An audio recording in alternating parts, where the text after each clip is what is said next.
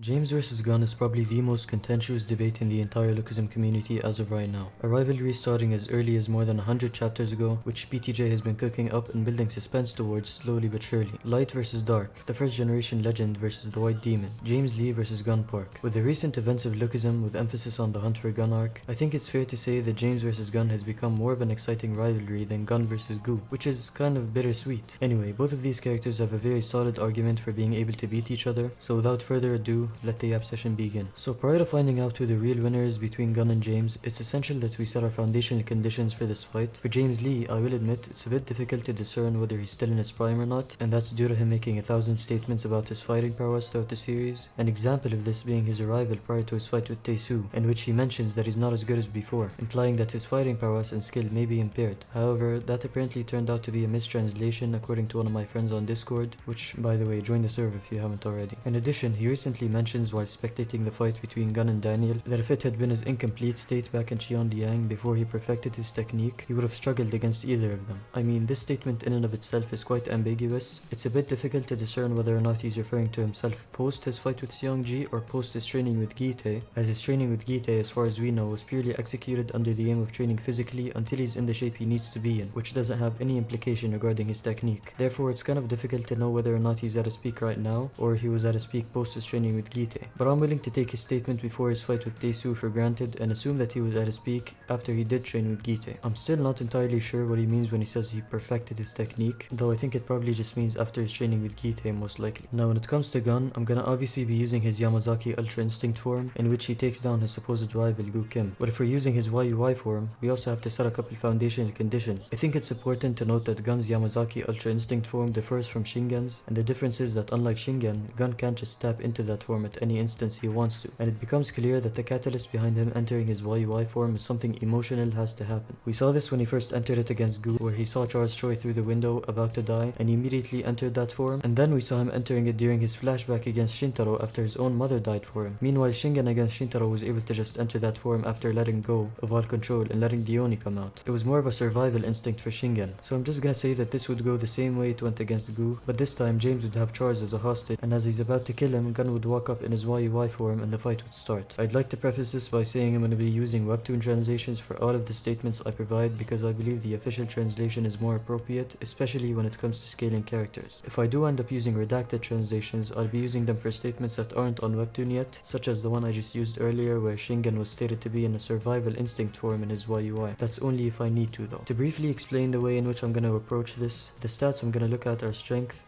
speed, durability, technique, battle IQ, in addition to stamina and finally experience. That being said, let's start with strength. I think this is one of the more important facets or stats that I'm gonna mention. Starting with Gunn, we've seen his Yamazaki UI form throughout two instances so far. The first being against Gu, and I mean chronologically in real life, and the second being against Shintaro. Against Gu, the most prominent feat of strength he showed was this. It was a stomp with his right leg that seemed to have shattered every window throughout an entire warehouse. Contrastingly, James' biggest feat of strength that we've seen so far was during his fight with Seongji, which was when he had initially unlocked power mastery, punching Seongji straight in the face and not only being too fast for him to react, but also sending him through an entire wall or door that seems to have been a mix of both concrete and wood. Now it gets a little tricky here because the volume to which Gunn's attack had an effect was much larger than that of James, but that was merely because Gunn's attack was a stomp directed at the ground, which seems to have caused a ripple effect and shattered every glass window, which in addition to that, glass is much easier to break than concrete or wood. Fortunately for Gunn though, he hadn't only broken glass with that stomp, because observing closely will help us discern that there was also a bunch of metal pieces which he had sent flying, and so this leaves us with Gunn's strongest attack breaking glass and metal, meanwhile James' strongest attack breaking wood and concrete. But due to the sheer volume that Gunn's stomp had not only onto Gu but the entire building, I think I'm gonna give strength to Gunn. This is also factoring in the fact that Gunn is by no means incapable of breaking concrete, as not only in his fight with Gu but also in his fight with Daniel he was able to break through concrete walls with ease. So yeah, strength goes to Gunn. Now when it comes to speed, I think it's better to divide this into two parts, the first being attack speed and the second being reaction time or dodging speed pretty much. Now attack speed easily goes to James here. He's literally got invisible attacks which were stated by Tae-Soo to be a level of mastery only those who are fast enough can reach, which is a direct implication that James is faster than Gunn. Now when it comes to reaction speed, there's a lot of ways to look at this, and the main thing would be whether or not you think that in James' fight with UI Daniel, James was exploiting the paradox of perfection. If you think he was exploiting the paradox of perfection, then that takes away a speed feat from James because that's more of a battle IQ feat, since even when Gunn's body was slowing down, which was stated by James, he was still able to exploit the paradox of perfection, as it's literally just predicting your opponent's next move. I'm not gonna count it as him using the paradox of perfection though, because I don't want to make any assumptions or arguments from silence if you think there is one. And I'm just gonna say that James being able to react to Daniel's attacks, meanwhile Gunn wasn't able to react to Daniel's attacks during his YUI state, is just a feat of reaction speed. So overall, James takes both attack speed and reaction speed, making him superior. Next, let's move on to durability. Now this one isn't as easy as you'd expect. Now when it comes to James, since as I said we're using Prime James, this is pretty much the only thing him being in his prime or training with Gite adds to him, which is that he was training his body, which you could give an educated guess that his durability had increased during that time. I'm not gonna do that though, because first of all, you can't quantify how much his durability would have increased if it did, and two, that's again an argument from silence. In terms of gun though, first off, he literally has black bone, which is so durable you can't even cut it with an ordinary katana slice, you would need Yodo Muramasa, and two, Gun's literal path is his body. He's the training genius, and he also has endurance mastery. To be honest, since we can't really quantify how much more durable James got during his training with Gite, and the only educated guess we could make about that is scaling James' durability to Gite's, in which he was able to tank attacks with endurance mastery, the only thing we could really look at is his largest durability feat, which is being able to get up after the slam Seongji gave him back in the Chion Liang arc, which said slam not only shattered the glass in the buildings but also made a hole in the earth. I still think durability would go to Gun though, not only because of his black bone, but because I think if James was able to survive such an attack, Gun easily would be able to as well. Moving on to battle IQ, this one's a bit easier than you think. James just easily takes this. Now I did mention earlier that the paradox of perfection was a major battle IQ feat, but that was only after Gun was in control of his actual sentience and his ultra instinct that he made that revelation. During his UI form, he wasn't able to unveil the paradox of perfection. Not only that, but he also makes pretty stupid decisions during that form, especially throughout his fight with Gu. And his YUI form is one where again, he lets the Oni come out and he just starts going all out without really putting much thought behind his attacks. Exhibit A, going through the attack even after seeing Gu about to perform his lunar eclipse. James is also just more calculated with his attacks and with his defense, and one of the main counter arguments people like to bring up, which I brought up during my conversation with Poku, when Gu threw a vertical slice at Gun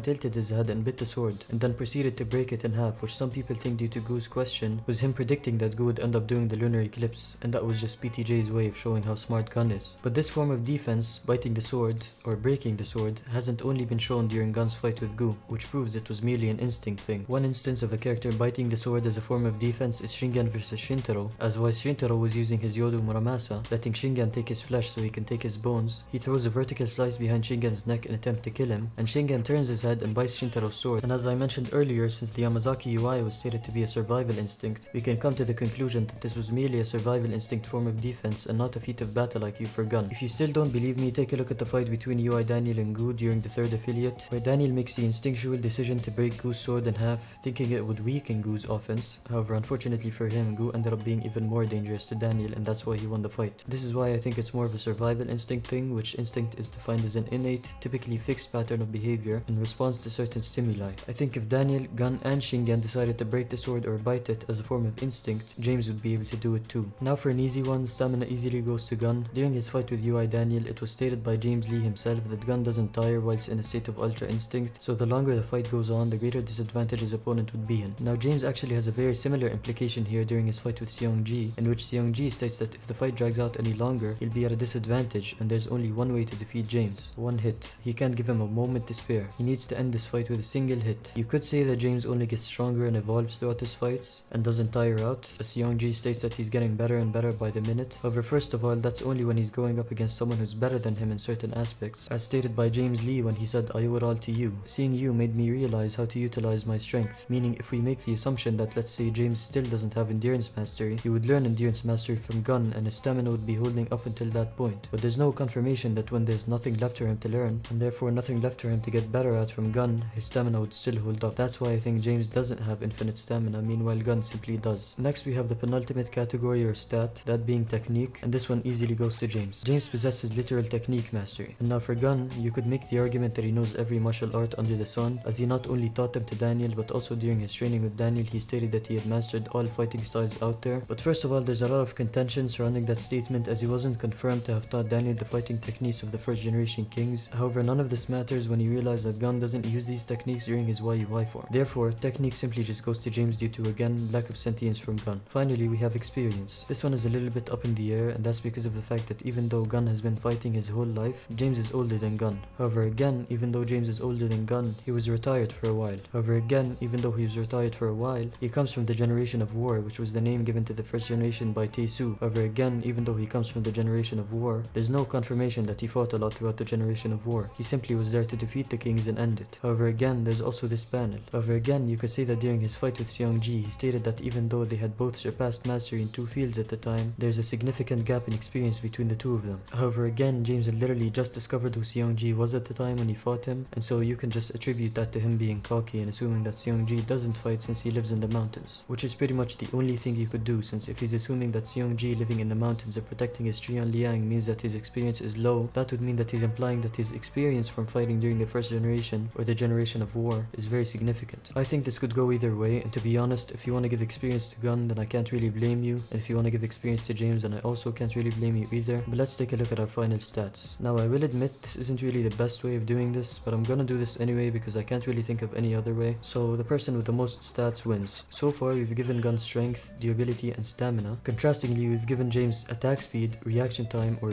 speed, battle IQ, and technique. And experience would be a tie in this scenario unless I'm missing something, in which case if I am, like for example Gun fighting in prison being a big experience feat, which I don't think it is due to him fighting against fathers, not really giving him that much experience because he's not learning much from them. But anyway, maybe it could go to Gun. Either way, this leaves us with 3 attributes to Gun and 4 attributes to James, so therefore James wins.